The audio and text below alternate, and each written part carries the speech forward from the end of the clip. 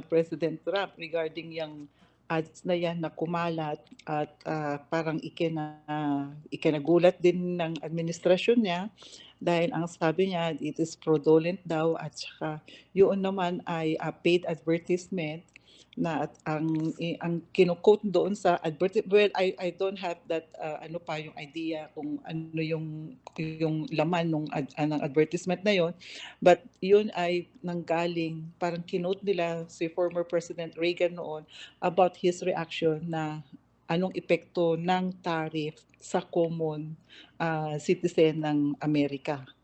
So, yun, parang ano to yung in the opposite side of it, parang kinokontra ng Canadian government at saka yung mga nagbayad ng mga sponsors of that advertisement regarding yun na nga yung imposition ng 25% noon at ngayon na ongoing na tariff rate ng binigay ng US to Canada. Now, because of that ads, okay, he is giving us a warning na magdadagdag ulit siya, parang pahihirapan niya ulit dahil lang parang gumanti kumbaga sa common word natin, parang ikinasama niya, ngayon gumanti siya at nagdagdag na naman ng 10% na taripa sa mga Canadian goods. Okay. Manang Ruth, ano naman po ito pong nakikinita po natin, ano po na domino effect or maaari pong maging outcome po nito, especially sa mga kapwa consumers po ninyo dyan po sa Canada, dito po sa pagpataw muli. Po natin, ito po nga po pwede po maging epekto po nito unang-una sa hanay po ng atin po mga consumers and even mga negosyante po natin dyan sa Canada, Manang Ruth. Yeah, Bombolay, ako bilang isang consumer, nararamdaman namin yung pagtaas ng mga bilihin. Just for example, yung mga fruits coming from US na bihira mo namang matikman o kaya bihira naman ang plantation dito sa Canada. Same for, like for example, yung mga persimmon, yung mga oranges, yung mga typical na yung mga seasonal foods coming from yung kumbaga abundant dun sa sa US, right?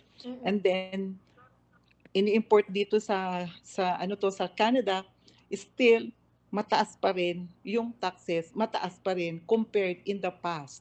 Talagang there is a increase talaga sa pagdating sa presyo at saka naapektuhan talaga ang mga consumer, ang mga citizen. Although ang kagandahan din naman doon, we learn to patronize our own product. Yes. But there are things, okay, there are certain products, there are certain goods, there are certain fruits like na really talagang sa US lang ang pinanggagalingan, no? Yung ano masasabi mo, talagang yun lang ang pwede na mag-supply sa amin at talagang ang taas naman ng presyo ikumpara mo in the past. So masakit ang tariff, and then not only that, because of the increase of tariffs also from other businesses at saka yung mga nakakaramdam na rin kami dito sa Canada, yung mga iba, just like yung sa workforce at saka sa labor force, yung mga nawawalan ng trabaho. Okay. Kasi there are also certain here in Canada, kasi nga di ba yung bilateral relations, trade relations ng ibang past administration, ang ganda, parang magkapatid, mag-asawa ang US at ang Canada. Pero ngayon, unti-unti na hinihiwalay. At gusto pa nga ng US, sakupin maging 51st state ang Canada. So, syempre, ang soberanya ng Canada, ayaw din. At ayaw, kami ako rin bilang Canadian citizen, Bombo Oliver, Bombo Laine, syempre, we will stand for it. So, nararamdaman namin ang pahirap ng US ngayon ng Canada because of this, yung mga goods.